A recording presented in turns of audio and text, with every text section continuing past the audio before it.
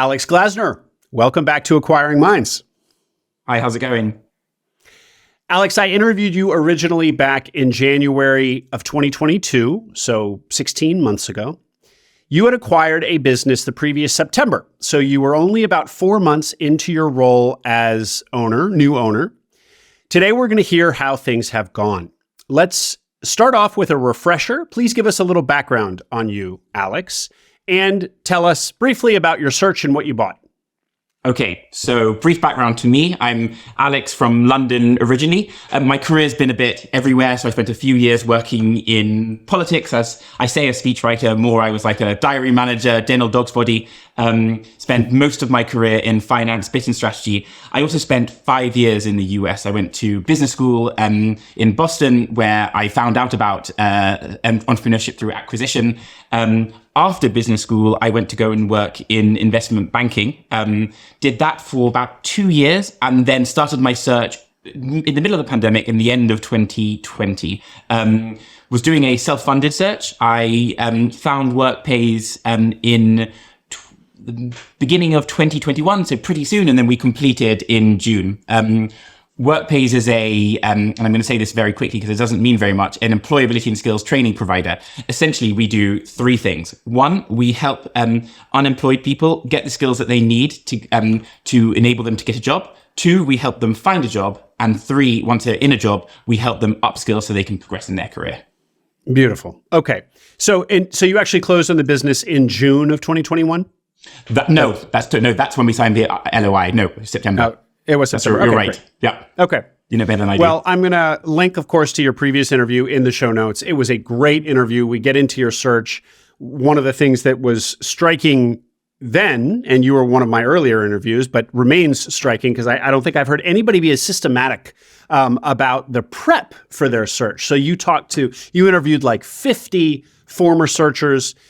You said something that was really interesting, which is that you learned the most in those 50 interviews from those who had failed to acquire or acquired and it had gone badly than you did from those who had been successful, which is something that actually has later been validated because when I do interviews with folks whose searches went badly, I mean, people absolutely love hearing those stories. So I guess you were right on there. And then you set up the whole infrastructure for your search over the course of 6 weeks, and then you really hammered it. So a very organized search. People could really take a lesson from that. So go back and listen to episode 1 with Alex, everyone. All right, sir. Let's just start with kind of an open-ended question. How is it going? I'm going to say a couple of things. So firstly, the reason I was smiling while you were just talking is because the number of people who've called me up subsequently to say, can you put me in touch with people who failed? and really? people don't like to be known as someone who didn't do so well in their search fund. So I generally say, you know what? Maybe you should search. I don't really want to say. That's the first thing. Secondly, how is it going? So you talk about how systematic my search was. And I think I thought very early on that I need a really rigid infrastructure to enable me to do my work better. And I think that was really helpful for me. How is it at Workpays? I think that it is, when you have a company of 130 people, doing that is significantly more difficult. And one of the benefits that a searcher can bring is professionalizing, in inverted commas, an organization.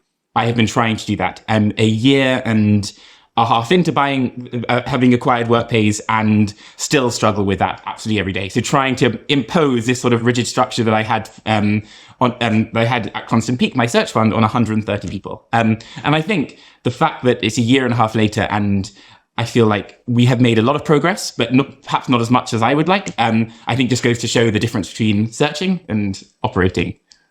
Well, and the difference between creating your own little universe where you're a lone actor, you can control everything and you're only limited by your own self-discipline versus having to impose that discipline on everyone else. Let's just double click on this a little bit. So kind of another way of putting this, it sounds like, is you're learning to be a manager of a large organization, or a largish organization over 100 people. So can you just expand on what you just said? Is it kind of hard to get everybody on the same page, or is it that people resist, your ideas, or is it that communication is difficult when it's more than just a small room of people? What is it specifically that's difficult? All of the above. actually. So one of the things that we've been trying to do is improve our HR system. So I have a chief of staff. She did this absolutely amazing project on HR and retention. And essentially her findings were that not only are we probably not hiring as well as we should be, our processes for hiring aren't so good. Our processes for managing people while they're here probably aren't as robust as they should be. And so trying to bring in new processes is actually significantly more difficult than you would think, whether it be making sure that 130 people know what the new processes are when not everyone checks every single email they get, making sure that the processes actually are followed. When you bring in 50 new processes for different parts of the business, I'm only one person. I cannot manage 50 different processes on a daily basis. And ensuring that those processes are policed properly is also equally as difficult. And so over time, you go back and you look and you think, oh, hold on. That's not how it should be done. And that is a real challenge, but also quite exciting. Alex, I have to ask, as you reflect on this year and a half plus that you've been in the business and implementing all these new processes, one of the themes in this world is the extent to which you implement changes in the business that you acquired. How much, how soon, et cetera. Is it, do you think that is it possible that it's been challenging because you're so hungry to do so much? Is it too much too soon, or is it not really that? This is just, you're sitting in the sweet spot. It's just the nature of change is that it's really hard and slow moving. I think it is that, one, as a searcher who comes into a company, you want to do, there's a huge amount that you want to achieve and you have this end goal and you want to achieve it. So I think there's that. And I'll come back to this in a second. Second, I think that companies are very slow moving. My third point is that actually change is, that sometimes you don't even know what needs to be changed. And so I think this is actually really interesting. When I first came to the business, I decided I was going to save us lots of money, going to go through our costs and work out why our margin had been kind of coming down a bit before the acquisition. And so I decided I was going to renegotiate our telephone bill. And I spoke to Jim Sharp, who's one of my investors, very early on. And I think I mentioned last time, he has an absolutely great website. And he said to me, he's like, don't be the idiot that comes along and renegotiates the telephone bill and think you've achieved a lot. And I thought, do I tell him? Do I not tell him I've done that? And I think that's a problem. I think you come to the business. I think the key issue is, as a searcher, you come to the business and you think, I've done my due diligence. I know everything there is to know. And these are the 30 changes I'm going to make. You come to the business and you realize this business is not the business that you thought you bought. It's, it's still going to be really great. And it still is, it is still a lot you can do with it. But the things I think you ultimately do are very different. However, that said, I think to your point, I think you make two really, really key points. That one, I think as a searcher, you want to make lots and lots of changes. And so I know that my impulse, as you can probably tell from how quickly I talk, is to try and do as many things as possible all at the same time. And so whether it be today writing a bid, whether it be today thinking about our green strategy, thinking about our online strategy, thinking about our end of month finances, there's so much that you want to do. And actually, not only am I just one person, but building that sort of momentum among staff who are just incredible, think about work incredibly different to you is very, very difficult. And then that leads to the second point, which is, my desire for change is very different to probably a lot of people. These companies that you often buy can be, they're in many ways they can be lifestyle businesses. And I don't think Workpays has ever been a lifestyle business, but I think people often these businesses can be slightly slower moving, as you said. And I think change is very different in our industry to what it's like in banking, private equity, consulting, which is where most people come from. You came from a very kind of traditionally high caliber environment. I don't want to make you feel uncomfortable or flatter you, but you mentioned it on your previous episode, Harvard Business School, great. You're fortunate enough to have a great education in the UK, investment banking at the highest, so kind of really operating at the highest levels. And I think people who come from that environment are just used to being surrounded by people who are similarly motivated, similarly ambitious, similarly capable. And then to maybe be in an environment where everybody isn't so type A results in a culture clash. Is there an element of that here? I've spoken to a lot of searchers who say something very similar. And I think that underestimates how amazing the staff are in every single company. And I think that is there an underlying assumption there that staff are are unambitious, lazy, or don't really care. And I'm not saying that's what you're saying, but I often, I think the way I try to think about it is actually, our roles, that people have different incentives. And this is what someone said to me this last week, is that people in investment banking are scared, always permanently scared they're going to lose their job, are incredibly insecure, and therefore are willing to work until midnight, 4 a.m, or whatever it is, to try, to succeed. And I think actually the people that in a lot of the companies that are acquired by search funds have very different impulses. I think they're probably equally as ambitious. Their ambition might be about work, it might be about family, but in many ways they're also not being, they probably don't have that same financial incentive that a lot of us used to have pre-doing a search fund to do really well. And I think it's about actually understanding that, I think, is more important than thinking about this sort of culture clash. And one of the things I was actually thinking about before today was, have I been more changed by Workpays, or has Workpays, or have I changed Workpays? And where is it? Because I think that is the whole point of a search fund, is to bring those two cultures together. So I don't think it's more of a clash. I think it's more of like a meshing. Very interesting, Alex. And as you ask yourself this question, did you just answer it, that Workpays has influenced you and vice versa, or has one influenced the other more? Did you come to a conclusion? Well, on good days, I'd like to say that it's equal.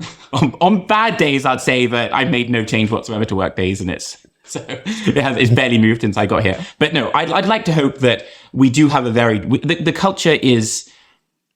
I have tried to change our culture in some ways. So whether we think about, making sure we have proper structures in place, as I mentioned hiring, I mentioned any other process. I've been trying to put these in place so that rather than being acting like it's a company of 20 people, we act like the company of 130 people that we are, and we have those similar processes in place that I would have seen in any other place I've worked. Alex, one of the things on this point of change and searchers coming in and trying to, quote, improve processes is one of the reasons to kind of pump the brakes and do it slowly is because, you'll come in, you'll think that, process X is broken or inefficient, and then you'll learn 6 months later, after you've really immersed yourself in the business for a lot longer, there is a method to the madness. This process looks this way for a very good reason. And if I had changed that process, I would have broken X, Y, and Z. How has that played a role at all? Or some of the processes that you've wanted to change actually already, the way they should be? 100. No. No, 100% correct. No, 100% that's right. And actually, I think the reason why change has been slower than I expected is really because I've tried my best to dig deep down into what the issues are. So rather than making an issue, and rather than seeing on the surface, this might be an issue, and trying to make a really rash decision, what I've tried to do is do a really deep dive. It's why I brought on a chief of staff, and why she and I have been working together on our HR project. We did a curriculum review as well to think about how we place ourselves in the future. And I think actually, to your point, that many things are done really well at the moment, but what we're trying to understand is, where aren't things done well? And I think you're totally right, is that I always come up with 5 hypotheses, but I'm never gonna, and then 10 probably different ways to solve those issues that I found.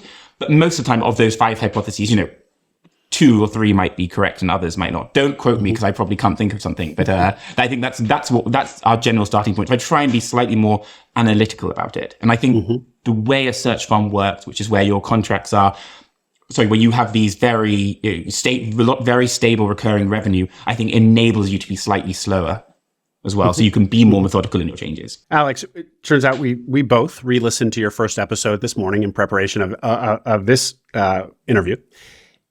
Did anything jump out at you or strike you as you listened to your younger self 16 months ago talk about this business and your excitement for this business? Did anything jump out at you as, oh, that was naive, or, oh no, I'm still right about that. It's nice to know that I was right 16 months ago about how things have unfolded. Anything that you any reaction you had?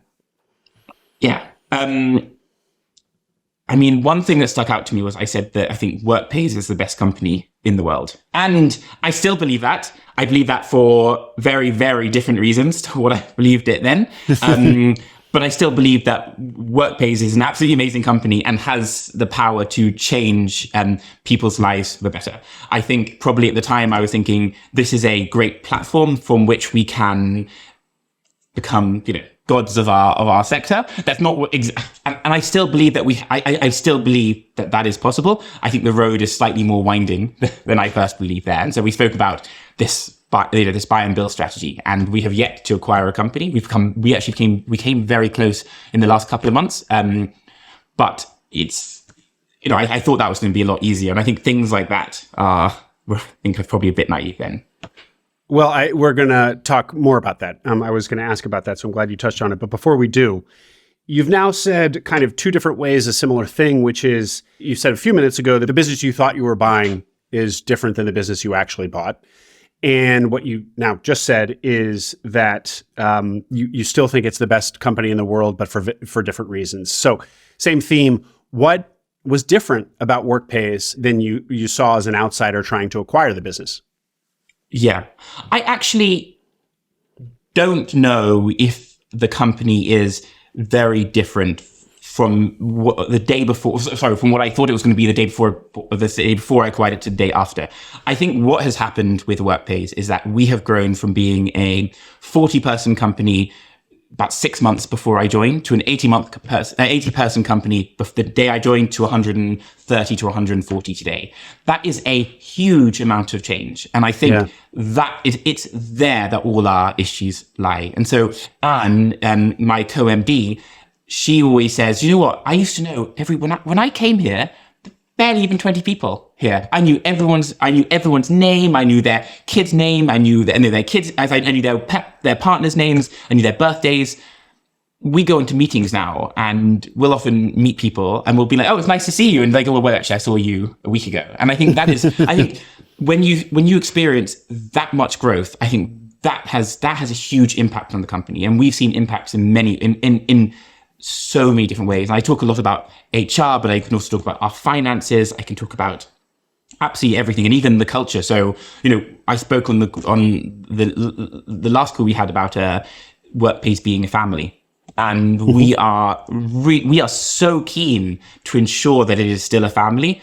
But when you are 140 people, some of whom will never ever meet one another, because we just work in so many different regions, that can be very difficult. And when you need to put more hierarchy in place and better structures in place, that also then becomes a lot more difficult.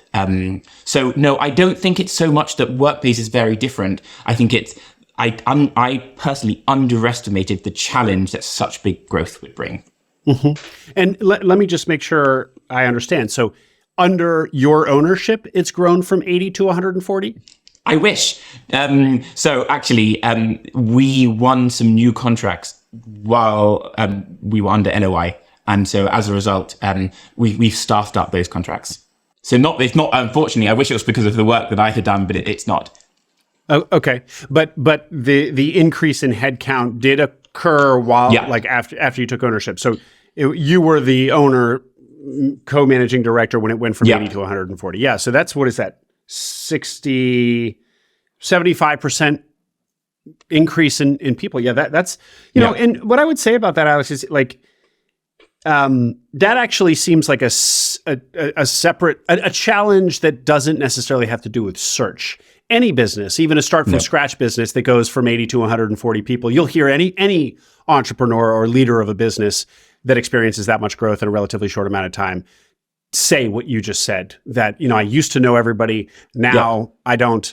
And we used to be like a family, and now it's feels less like a family, and we're really trying to hold on to that. So not certainly not to belittle it, but I'm not sure that that's actually a specific to the story 100%. of search here. Yeah. I think that's 100% right. But I think firstly, as I said, I think I underestimated the challenge that would bring. And I think secondly, as someone who's barely managed 5 people, 6 people beforehand, suddenly coming to an organization where you're thinking, I need to think about how we manage 130 people is a huge, and thank goodness it's normally Anne does most of the operational stuff. So actually she looks after a lot of this, but actually thinking about how you deal with that problem and the problems that hiring that many more people can then bring is really tough. Yeah. Well, let's hear a little bit more about Anne. she is so managing director is the title, correct? Yeah, we're both managing directors. Forgive me, is that, how is that different than president or CEO? Is that just kind of a different phrasing in the UK versus the US, pretty much? No, exactly. So president, I don't think we use the term president. The reason why we didn't go for CEO was because you very rarely see co-CEOs. So I thought it might be weird to have two CEOs, but two MDs seem to make more sense. Okay. So you have this co-managing director in Anne. Anne rolled equity, so she has some of the business. Yeah. She was also the kind of second in command lieutenant under the previous founder, Helen, who was kind of a very well-known and respected person in the industry. So that's kind of Anne's backstory. How has it gone as a co-managing director, your relationship with her? Because I would say that obviously that could be one too many cooks in the kitchen. How's that gone? Really, really, really well. We, Anne is as friend as much as a colleague. And I think that's really important. And one of the things maybe, and I don't know whether it's like this, but other people who have this similar situation, I don't think that there is any politics between us, and I think that's really important. And maybe, and I think in every company that you're in, there's lots of politics. But I think when you're right at the top, you don't see the politics. And I think we are lucky that even though we are together, there is no politics. We have the same unified goal, which is to get Workpays to wherever we want to get it to. And I think we are 100% bought into that, and we understand each other's role very well. Yes, I think there are times when there is pressure, and we put pressure on one another, but I think we are incredibly similar personalities and feel the pressure in the same way. And going back to what I was saying about our roles being slightly split. So Anne focuses on operations and operational strategy, and I focus on growth and growth strategy. However, we both are very unified. So I will often, I have a call with our two ops directors every single week with Anne, where we go over our figures. And when we've been looking at acquisitions, I will always do the first few calls. Anne is the one who can really ask the proper DD questions. So she will go in there and she'll have like the 6-hour meeting or the day-long meeting with the team to really drill down to work out how we can best fit that company into Workpays. It sounds wonderful and relatively harmonious, which is really the best you can ask for. Did you get lucky in Anne, or did you kind of diligence Anne when you were diligencing the larger business? Very good question. No. I'm going to be really honest. I didn't actually, and perhaps I should have done. I think I don't want to blow my own trumpet, but I think I can do one-on-one relationships pretty well. I'm pretty used to, when I go to a party, I'm always the person who's right in the corner of the room who doesn't really want to talk to anyone, or just hopes that I can, don't have to drink much and then can go home by 8 p.m. But the second if I have a one-on-one, I think I can do significantly better.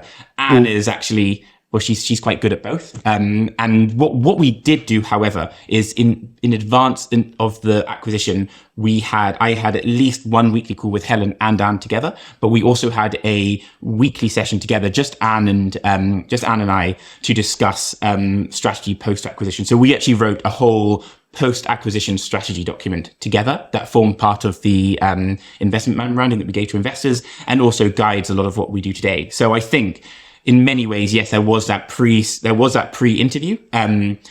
But I don't, in fairness, I think Anne was probably interviewing me more than I was interviewing her. Mm-hmm, mm-hmm. Well, whether or not you were doing it with a lot of kind of diligence, intentionality, if you felt that the chemistry was off with Anne, or you didn't like her, that would have surfaced during that process, and you would have addressed it or walked away or whatever. So 100%. And I will say, so when I am, I'm really awkward. I'm very British and very, very awkward. And when I first met Anne, because I was stuck in America, I actually couldn't meet Anne and Helen until literally the last minute. And I came back to the UK. I went to Derby, where I was staying for a few days, to finally meet them and finish the deal, or complete the deal. And Anne comes to collect me from the house that I was renting, and she gives me the biggest hug. And I think that just like sums her up. And I think it was from that moment you realize, actually, I think we're going to be fine.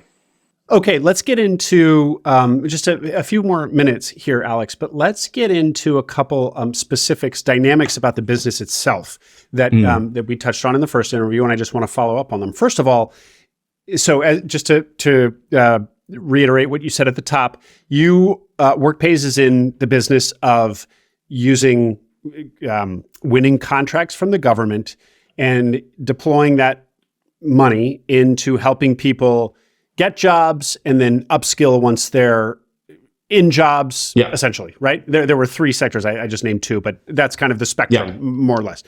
And the business had really strong performance metrics. There are some KPIs in this world.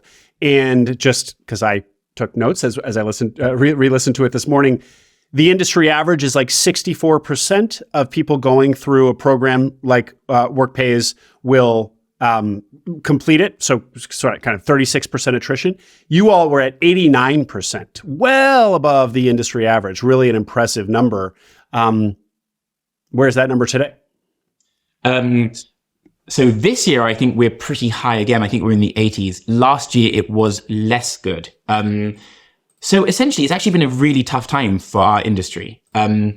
What has happened is that we have been hit by the worst of all worlds. So companies like Workpays, or actually Workpays, specifically because we have our fingers in many pies, we do really well, not only when the economy is doing really badly, so that we can help those people who've lost their jobs or who are looking for jobs to find one, but also when the economy is doing really well, so that companies can give us money to upskill their workforce.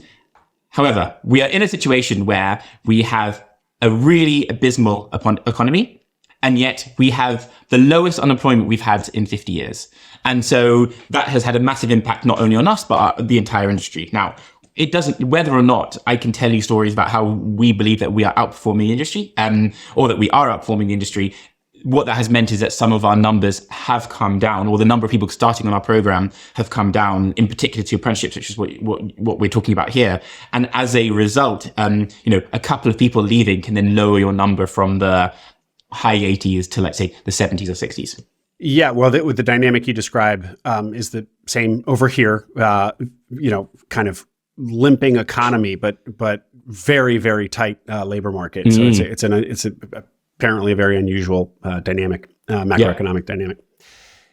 Two other questions. I'll save the buy and build one for second. First, one of the things we talked about in a business like this, your first reflex is, customer concentration. The government is your customer, and the way that you explained that away to yourself and to me, and it made sense, is that in fact, yes, technically the government is your sole customer, but you're soliciting, you're bidding on contracts from a number of different agencies. So yes, within the government, you're very diversified in terms of the agencies that you're getting contracts from. Correct?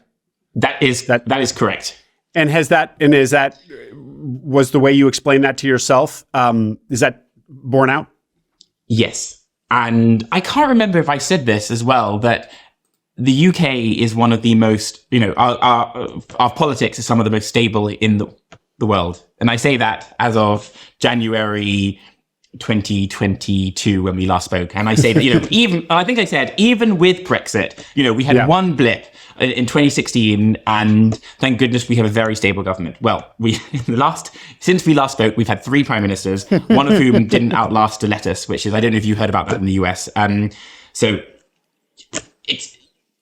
that has had an impact on us. So while I still believe that actually we have many different payers. We have, and actually they've expanded it now. They're doing, I don't know if they're devolving a lot of the powers. So from the central government to local government, and even like on a very, very, very small level, they're devolving powers. And so we have a lot more people who are paying us, and we've just won a lot of contracts from very, very local government. So the sort of people who remove your bins as well will also be paying us for some of the things that we are doing. However, because of the huge amounts of instability that we've seen in UK politics in the last year and a half, or last year actually, that has had an impact on the amount of funding that is available. So what that has meant is that the EU funds ended in March this year, and we were always under the impression that the government was going to replace them like for like. That's what the government said. It said actually not only that, it was going to invest more money in lots of different programs. That was the whole point of Brexit. However, because of this instability, they haven't actually brought forward the funds yet to replace the EU funds. And that is, when I thought about this as part of the acquisition, I just never thought that was going to happen. because we are helping the most vulnerable people in society. And so we help these people who are known as NEETs, not in education, employment, or training. If we don't support them, the chances are that they won't just be unemployed for the short term, they'll be very long-term unemployed, and that will have an impact on our economy for years and years. So we simply didn't believe that the government wouldn't do anything. However, given the political instability, that's unfortunately what's happened. So would that be any different if we were in a really poor economic environment and we were trying to get more commercial clients? No, I don't really think so. But there's one department that controls the purse strings. Maybe that does have an impact. Okay. But the growth that we talked about from the 80 to 140, you said that was for contracts that had been secured prior to your tenure and you were just staffing up to meet those contracts. So that that pipeline for you is basically before this instability happened. Oh yeah, that as well. There's constant pipeline. So we are constantly winning new contracts. We have an absolutely amazing bid writer. We call him our dog, our director of growth.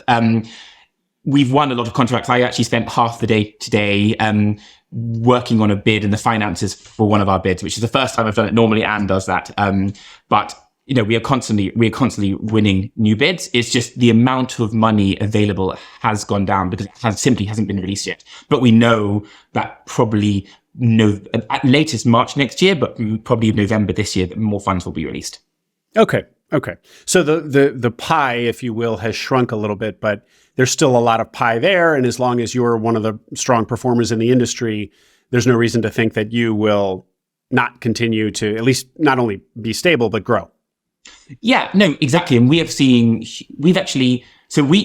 lot of our contracts had a dip, as I said, because of the underperformance. And now we are getting to the stage where we actually don't think that we have enough money left in our contracts. And that we are thinking, who can we ask to give us more money to fulfill our contracts? So yes, no, we're doing okay. And I'm not worried. And I would say that it's not that the pie has shrunk. The pie has temporarily had a slice taken out of it. And that's like someone's going to put that slice back in. Good clarification. Alex, actually, one other question occurs to me before we get to the growth through acquisition question. The work. One of the things that you were really motivated by in this business was the end result and the end benefit that you're delivering, which is helping people who basically find employment and people who are maybe kind of right at the margins not go in the wrong direction or not fall off the labor market altogether. And as somebody who's only ever been in kind of the for-profit world, I know very little about entities that are trying to basically help people. But I feel like what I have heard is that there's a lot of idealism when you are from the outside looking in, and then you get in, see how the sausage is made, and it can be disillusioning. No entity, no nonprofit or for the larger good entity is as clean or works as well as you want it to. Are you just as idealistic about Workpays and the end result it delivers as you were as an outsider? Firstly, I'm going to say a couple of things. So one, when I find it very difficult to say I am, to praise myself. And so what I will say is that Workpays does absolutely incredible work. I think I've said that already on this chat.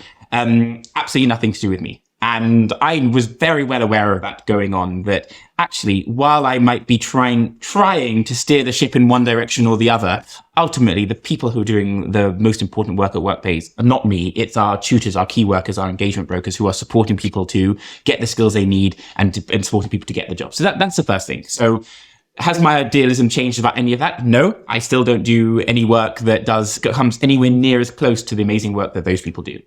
Mm-hmm. That said, I think the people who do become disillusioned actually are those right at the front. And I think we do see that. And I think our industry has very famously very, very high turnover. And that is because people come into a job like this. They think, like you said, that they're going to be helping people. And then they think, well, hold on, this company's putting lots of KPIs on my back. Why is that? This doesn't seem, how is this helping the unemployed people I'm supposed to be supporting?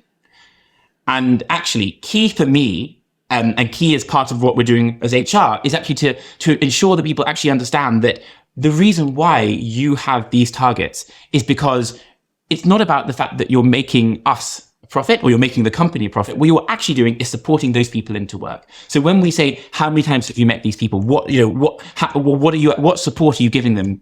What training are you giving them to get a job? We're not doing that because this gets us £5, that gets us £12 or whatever. We're doing it because actually we believe that can help people. And I think, again, it's like you're meshing the good work that you do has to be based on hard action. And I think ensuring that people understand that, I think, is really, really important. One thing I will say is that I remain really idealistic about what we can achieve at Workpays. One of the things that I've become really interested in recently is this kind of evil of automation. I say the evil of automation, obviously I don't think it's evil, but more I think the impact that is going to have on 40% of the workforce or more who simply won't have a job. And actually, it's many of the people that we are supporting and the kind of jobs that a lot of people we're supporting might go into, their jobs are going to be automated. So that I do worry about. However, we are putting a lot of effort into becoming a green focused company. So we're trying to make sure that our curriculum is very, very green focused. We have something called Project Sage. And so I remain very idealistic about our ability to change people's lives and also about what we can achieve for both the UK, for people and the UK economy, the wider economy. Okay, let's dive in now to just the buy and build. So you had this aspiration that it seemed like an industry. I mean, the classic thing that many searchers see, somewhat fragmented. This seemed, Workpays seemed like a great platform acquisition. And you actually, I think one of your investors was a little bit skeptical of that. If I already said this, forgive me, was a little bit skeptical of that. By the time we were speaking and you were only 4 months into the acquisition, you were starting already to feel like maybe that investor knew something you didn't. You were starting to see how it might be hard. Sounds like 16 months later, you're really realizing that it's hard. Talk us through all of that. Yeah. So, well, first I want to point out it wasn't an investor. It was one of the few people, I might add, who didn't want to invest in my business. So I just want to put that out there. So actually, it's not one of my investors. My investors are all fully on board with our acquisition strategy, and our board is really, really on board with it as well. How is it going? And so, how is it going? And why have we not acquired a business to date? So actually, I think what I mentioned in the call last time was that it's difficult because doing a search while running a business, while you're trying to build up your BD department, while you're trying to build up your marketing department and your finance department, and I talk about process quite a lot, but making sure that you have accounts done properly, that takes a lot of work. And so when you say to a searcher, when you say to a business owner, I can talk to you, but it's going to have to be at 8 p.m. You get a lot of no's, actually. And so really my ability to put that work in is quite curtailed. And I was very appreciative of that pretty early on, knowing that I need to secure this shit first before we start thinking about bringing others on board. And so that's the first thing. We have recently started to ramp up that in the last probably 6 months probably almost about a year. Actually, we've been working really hard at looking for another, for a bolt-on. We know, Anne and I know exactly what we want to get. But we've had a few sort of kind of almost got there, but then failed. And so recently, for example, one of the things we want to do is we have our whole strategic plan, and part of that is to be a niche apprenticeship provider, and part of that is to be a green focused apprenticeship provider, or a green focused provider of skills. And so we found this absolutely amazing company in one of the areas that we're really excited about going into, and we took things we were probably a bit too slow about it, and as a result, the sellers got a bit nervous right towards the end. But no, it's going. The reason I use that as an example is I think it's going well. It's slightly tougher and slower than I thought. And as I said the last time we spoke, time kills deals. And that is something that I'm definitely noticing. Yeah. Well, when you talk about you need to secure this ship before, you can really become acquisitive, I guess tightening up things within the organization, but it also just sounds like freeing your time. So getting things in place where you can find another 6 hours in your day to devote yourself to it. Yeah. Yeah. I spoke to a researcher very soon after acquiring Workpays, and he said, "Oh, so you must be really bored." And I said, "Well, what do you mean?" He said, "Well, like every researcher, you have you must just be doing nothing all day because there's no work for you to do." And I'm thinking, I'm working every day until midnight. I don't know who you're talking to. And I think what you're saying is exactly right. And it's actually about putting, my last lesson at business school taught me something I thought was super interesting, which is the best boss is the one who, when they walk away, the company is fine. And I think about that a lot. And that is exactly what I want to achieve at Workpays. If I could be on a beach in the Far East somewhere, enjoying my life, wouldn't that be ideal? And actually, I think if I can do that while owning Workpays, it's not what I'm trying to do, because I don't think I'm that personality. But if I can, I will believe that I have succeeded at Workpays. And I think exactly to your point, that making sure that we've got things right is incredibly important. And one more thing I will say, because I don't want to give the impression that Workpays is doing badly. It's not. It's not at all. The first year, I had these goals that we were going to get to certain million of EBITDA, and we didn't get there. And I spoke to some of my investors to, not to broach the news with them, but basically say, this is how it's going. I speak to our investors, I speak to a different investor every couple of weeks. And one person said to me, and it made me, I honestly I'm not normally this emotional, but one investor said to me, oh yeah, my first 2 years, we called them my blue years, because my wife and I just said, she's like, you just used to come home so unhappy. So you used to come home quite unhappy. And he said, that is normal for when you're doing a search. It's your first 6 months are honeymoon. The next year and a half after that is just day after day after day of struggle. And I think that is not only, I think, what I'm experiencing, but what I'm seeing lots of people experience, which then makes it more difficult to achieve those really heady goals that you had before you acquired the company. But why? So the first 6 months, sure, like transitioning is hard. But what happens in the next year and a half? Is it just like when dream meets reality, and reality is just a lot messier than you thought it was going to be, and so it's disappointing and frustrating for the next 18 months? Why is this such a uniform pattern across searchers? Yeah, I think there are a couple of things. So one, again, it's like you buy this company and you think it's going to be X, but it's Y, and there are all these issues. So there are all these issues, you don't even think about there are issues. So it's not like had you done your DD, you would have found out about this. There are issues that as an owner, you are able to, that if you've been an owner of a business, I think for 10 years, you're equipped to deal with. So Anne and Helen are very well equipped, or Helen was, and Anne is very well equipped to deal with a lot of the multitude of issues that come up. I simply am not. And that is a key point for searchers. The second thing is, and I think that is the second point, it's you. You are simply making 80% of your decisions are wrong. And Jim Sharp says this on his website. He says, do not underestimate how many bad decisions you are going to make, whether it be a hiring decision, whether it be a poor decision in a meeting. And I think actually HR can be one of the most difficult parts, for example, and by HR, I don't mean the process I'm talking about how I'm managing people and understanding that. And Anne, I remember very early on, made some comments about that, really actually quite helpful, constructive comments, which I'm not sure she'll probably even remember, about trying to give me advice about it. And I think you make so many mistakes, and that weighs on you. And it's not like, when you're doing banking, if you go home at 4 a.m, at least you go and sleep, and your job, you can sleep till the next morning, and you don't really think about it for those 4 hours you're sleeping. In my job, not one day has gone by where I don't have a dream or a nightmare about Workpays, something going right, something going wrong. 100%. But I love it. But Workpays is so much a part of my life, and I carry the weight of Workpays on my shoulders. My partner says that, he said that there are 3 in our marriage. There's you, me, and Workpays. And perhaps that's one of the issues. I think that is, I think the issue that happens in the first year and a half is that you have the weight of this, you have this huge weight on your shoulders, and yet you are making decisions that negatively impact it. And I think that's super interesting. And you do have to get your head around that sometimes. And then when you start making tougher decisions that you think are the right decisions, it's about trying to be firm about it, which can also be tough. Fascinating. Thank you for that, Alex. I just want to call out your partner saying that there's 3 of you in the relationship. Did he either hear the thing that what your mom would say about your dad, or is that just a spooky coincidence? Because you said in our first interview that your mom would talk about, or no, somebody in your family would talk about how there were 3 children, you, your sister, and your dad's business, because he was also a business owner. So there you go. The apple doesn't fall too far from the tree. No, that's exactly right. That's right.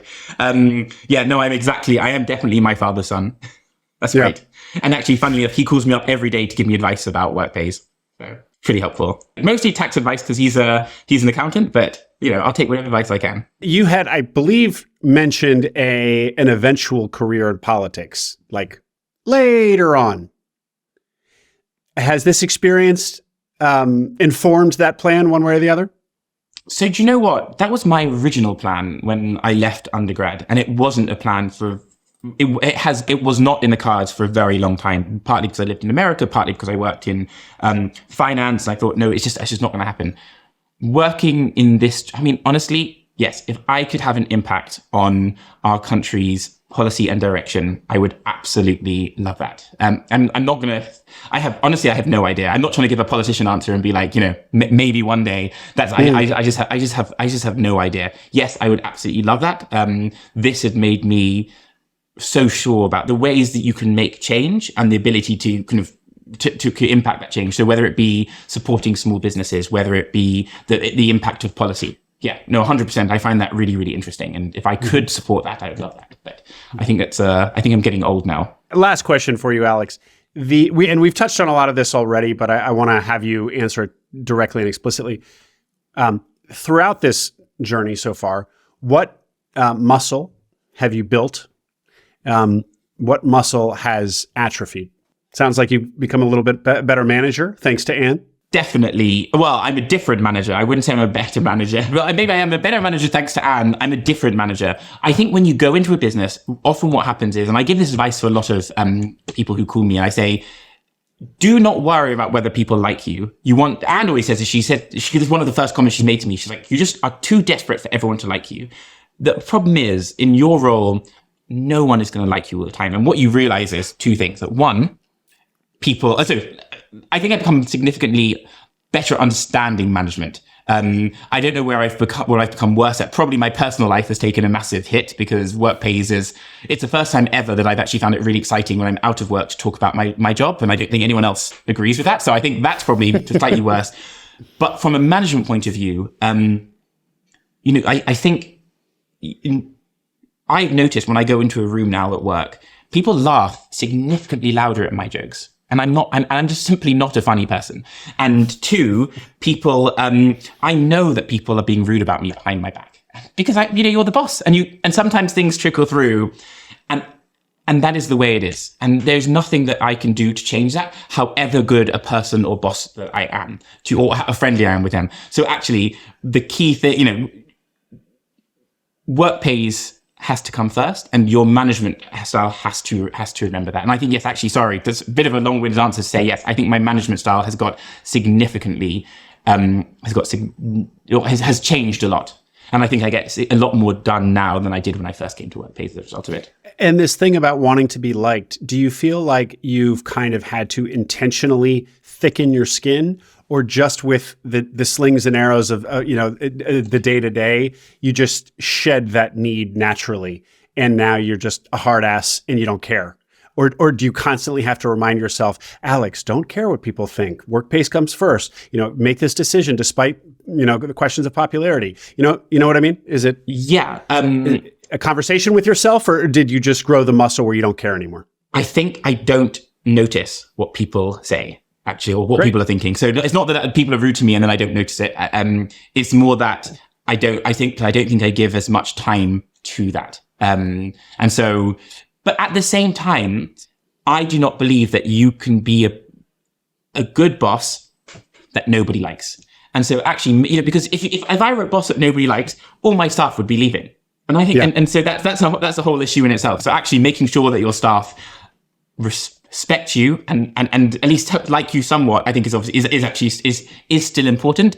But it's also about thinking, again, like you said, Workpays comes first. So I think there is a fine balance. I wouldn't say I'm like a cold, horrible person. I go out with my staff and I talk to I go out, I will go out with my staff all the time. We go out for lunches, we go out for drinks. But remembering that you are the owner / CEO / MD is really, really important in that you will, you're not, probably they don't want to be your friend, even though, I wish they would at first. Yeah.